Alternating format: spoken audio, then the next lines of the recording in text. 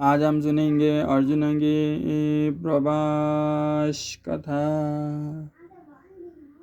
किरात का प्रसंग और लोकपालों से अस्त्र प्राप्त करना। ओम शांति ओम शांति ओम शांति। वैशम पयंजी कहते हैं महावीर अर्जुन रथ के बैठे हुए अकस्मात उस पर्वत पर उतरे।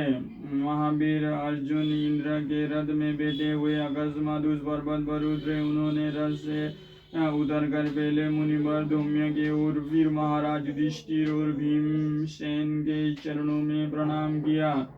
इसके पश्चात नकुल और सहदेव ने उनका अभिवादन किया। फिर कृष्ण से मिलकर और उसे धीरज बंधा कर वे विनय पूर्वक बड़े भाई युधिष्ठिर के पास आकर खड़े हो गए। अतुलित प्रभावशाली अर्जुन से मिलकर पांडवों को बड़ा ही हर्ष हुआ तथा अर्जुन को भी उन्हें देखकर अपार आनंद हुआ और वे महाराज युधिष्ठिर की प्रशंसा करने लगे। पांडवों ने इंद्र के रथ के पास जाकर उसकी परिक्रमा की और इंद्र के सारथी मातलिका इंद्र के समान ही सत्कार किया और उससे सब प्रकार देवताओं का कुशल क्षेम पूछा।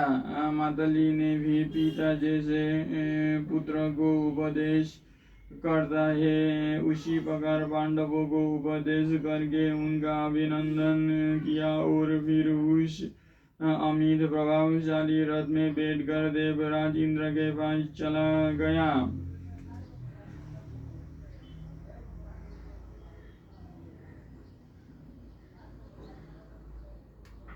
मातली के चले जाने पर अर्जुन ने देवराज के दिए हुए अत्यंत सुंदर और बहुमूल्य आभूषण द्रौपदी को दे दिए।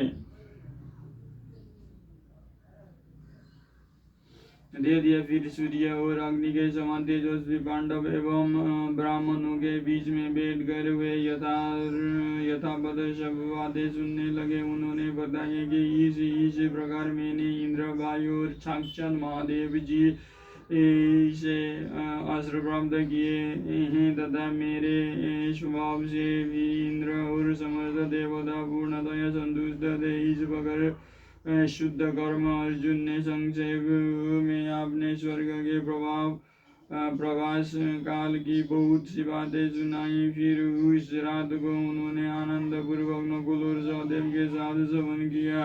रात्रि बीतने पर प्रातःकाल के समय वे वायु के सहित धर्मराज के पास गए और उन्हें प्रणाम किया। इसी समय देवराज इंद्र अपने सुवर्ण जटित रथ से आकर उस पर्वत पर उतरे। जब पांडवों ने उन्हें उतरते देखा तो वे उनके पास आए और उनका विधिवत पूजन किया। परम तेजस्वी अर्जुन ने भी देवराज को प्रणाम किया और सेवक के समान उनके पास खड़े हो गए। इस प्रकार उदार चित्त धर्मराज का हृदय हर्ष से उमड़ रहा था। उनके देवराज इंद्र ने कहा, पांडुपुत्र तुम प्रसन्न रहो, तुम ही इस पृथ्वी का शासन करोगे। अब तुम काम्य भवन को लौट जाओ। अर्जुन ने बड़ी सावधानी से मुझसे सब शास्त्र प्राप्त कर लिए। इसने मेरा प्रिय भी किया है। अब इसे त्रिलोकी भी नहीं जीत सकते। कुंती पुत्र युधिष्ठिर से ऐसा कहे हुए फिर स्वर्ग में लौट आए। इंद्र के चले जाने पर धर्मराज ने गदगद कंठ होकर अर्जुन से पूछा, भैया तुम्हें इंद्र के दर्शन किस प्रकार हुए? भगवान शंकर से तुम्हारा कैसे समागम हुआ? तुमने किस प्रकार सारी शस्त्र विद्या प्राप्त की और कैसे श्री महादेवी जी की आराधना की? भगवान इंद्र कहते थे कि अर्जुन ने मेरा प्रिय किया है तो तुमने उनका क्या काम किया था? ये सब बातें मैं विस्तार से सुनना चाहता हूँ। ये सुनकर अर्जुन ने कहा, महाराज जिस प्रकार मुझे इंद्र और भगवान शंकर के दर्शन हुए वो सुनिए, आपने मुझे जिस विद्या का उपदेश किया था उसे सीखकर आपकी आज्ञा से मैं तप करने के लिए वन में गया। काम्य वन से चलकर मैंने भृगुतुंग पर्वत पर जाकर तप करना आरंभ किया, किंतु वहां में केवल एक ही रात रहा।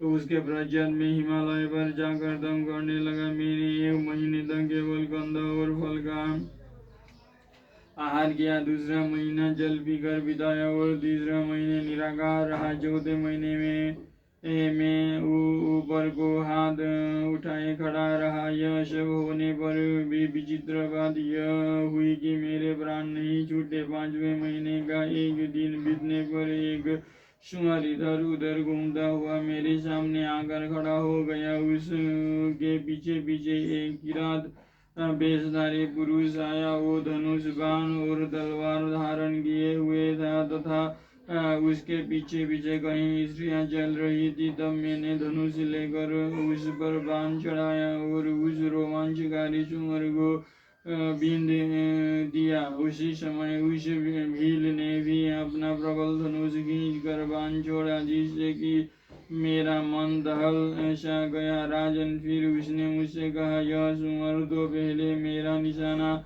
बन चुका था, फिर तुमने आखेट के नियमों को छोड़कर उस पर वार क्यों किया? अच्छा, तुम सावधान हो जाओ, मैं अपने पेने बाणों से अभी तुम्हारे गर्भ को चूर किए देता हूँ। ऐसा कहकर उस विशालकाय भील ने पर्वत के समान नीचे खड़े हुए मुझको बाणों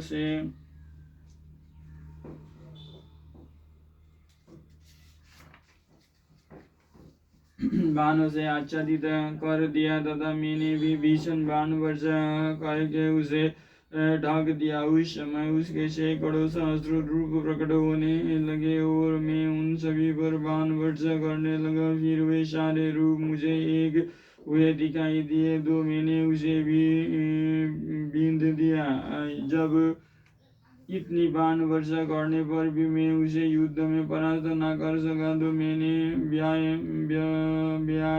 व्यायास्त्र छोड़ा, किंतु वो भी उसका वध न कर सका। इस प्रकार व्यायास्त्र को कुंठित हुआ देखकर मुझे बड़ा ही विस्मय हुआ। फिर मैंने बारी बारी से उस पर स्तूर्ण कर्ण बारुणास्त्र शस्त्रशास्त्र शालवास्त्र और अश्वभरशास्त्र भी छोड़े, किंतु वो भील उन सभी शस्त्रों को निकल गया। उसके ग्रस लिए जाने पर मैंने ब्रह्मास्त्र को आज्ञा दी। उसने निकलते हुए प्रज्वलित बाणों से उस ओर से ढक गया, परंतु उस महातेजस्वी भील ने उसे भी एक क्षण में ही शांत कर दिया। उसके व्यर्थ हो जाने पर तो मुझे बड़ा ही भय हुआ। फिर मैंने धनुष और अपने दोनों अक्षय तरकस लेकर उस पर प्रहार किया, किंतु वो उन्हें भी निकल गया। इस प्रकार जब सभी अस्त्र नष्ट हो गए और मेरे सभी आयुधों को निकल गया, तो मेरा और उसका वायुयुद्ध होने लगा। मैं मुक्की और हाथापाई करने पर भी उस पुरुष की बराबरी न कर सका और अचेत होकर पृथ्वी पर गिर गया। फिर मेरे देखते देखते हंसकर निश्रु के सहित वहीं अंतर्धान हो गया। इससे मैं भोचक्का सा रह गया। यह सब लीला करके मैं देवाधिदेव महादेव उस किरात वेश को छोड़कर अपने दिव्य रूप में प्रकट हुए। उनके कंठ में सर्प पड़े हुए थे, हाथ में पिनाक धनुष था और साथ में देवी पार्वती थी। मैं पूर्ववतः ही युद्ध के लिए तैयार खड़ा था, किंतु उन्होंने मेरे सम्मुख आकर कहा कि मैं तुम पर प्रसन्न हूँ। यह कहकर उन्होंने मेरे छीने हुए धनुष और अक्षय बाणों वाले दोनों तरकस लौटा दिए और कहा, हे वीर, तुम्हें धारण कर लो, इन्हें धारण कर लो। मैं तुम पर प्रसन्न हूँ। बताओ तुम्हारा क्या काम करूँ? तुम्हारे मन में जो बात हो कह दो।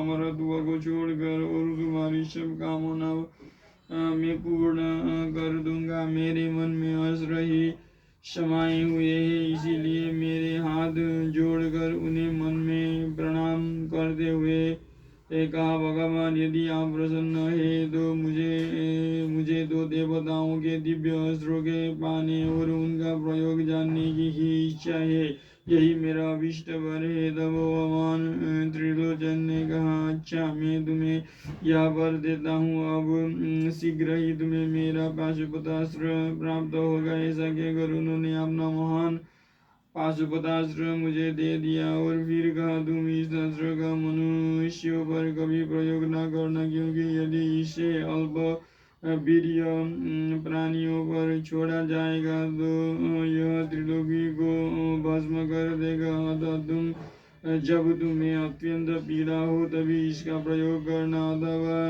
जब शत्रु के छोड़े हुए अस्त्रों को रोकना हो तब इसका प्रयोग करना। इस प्रकार भगवान शंकर के प्रसन्न होने से वो समस्त अस्त्रों को रोक देने वाला और स्वयं किसी से न रुकने वाला दिव्य अस्त्र मूर्तिमान होकर मेरे पास आ गया। फिर भगवान की आज्ञा होने से मैं वहीं बैठ गया और मेरे देखते देखते वो अंतर्धान हो गए। महाराज देवादेव महादेव जी की कृपा से वो रात मैंने आनंद पूर्वक वहीं बिताई। दूसरे दिन जब दिन ढलने लगा तो उस हिमालय की ललेटी में दिव्य नवीन और सुगंधित पुष्पों की वर्षा होने लगी। सब और दिव्य बांधों की ध्वनि होने लगी तथा देवराज इंद्र की स्तुतियां सुनाई देने लगी। थोड़ी देर में श्रेष्ठ घोड़ों से जुते हुए एक अत्यंत सुसज्जित रथ में देवराज इंद्राणी सहित वहां पधारे। उनके साथ और भी सभी देवताएं थे। इतने ही में मुझे महान ऐश्वर्य संपन्न नरवाहन श्री कुबेर जी दिखाई दिए। फिर मेरी दृष्टि दक्षिण दिशा में विराजमान यम पर और पूर्व दिशा में स्थित इंद्र तथा पश्चिम में विराजमान महाराज वरुण पर पड़ी। राजन उन सब ने मुझे धैर्य बांध कर कहा, सव्यसाचिता देखो, हम सब लोकपाल यहाँ उपस्थित हैं। तुम्हें देवताओं का कार्य सिद्ध करने के लिए ही महादेव जी के दर्शन हुए हैं। तुम हम सबके अस्त्र ग्रहण करो। राजन तब मैंने सावधान होकर उन देवास्त्रों को प्रणाम किया और विधि पूर्वक उन सबके महान अस्त्र ग्रहण किए। जब मैं अस्त्र ले चुका तो उन्होंने मुझे जाने की आज्ञा दी और वे स्वयं अपने अपने लोकों को चले गए। देवराज इंद्र ने भी अपने तेजोमय रथ पर चढ़कर मुझसे कहा, अर्जुन तुम्हें स्वर्ग में आना होगा। तुमने कई बार तीर्थों में स्नान किया है और बड़ी भारी तपस्या भी की है, इसीलिए तुम यहाँ अवश्य आना। मेरी आज्ञा से माताली तुम्हें स्वर्ग में पहुँचा देगा। तब मैंने इंद्र से कहा, भगवान आप मुझ पर कृपा कीजिए, मैं आपको अस्त्र विद्या सीखने के लिए अपना गुरु बनना चाहता हूँ। इंद्र ने कहा, भारत तुम मेरे लोक में रहकर वायु अग्नि वसु वरुण और मरुदगण सभी से अस्त्रों की शिक्षा प्राप्त करना। इस प्रकार साध्यगण ब्रह्मा गंधर्व सर्प राक्षस विष्णु और निरीतिके तथा स्वयं मेरे अस्त्रों का भी ज्ञान प्राप्त करना। मुझसे ऐसा कहकर इंद्र वहीं अंतर्ध्यान हो गए।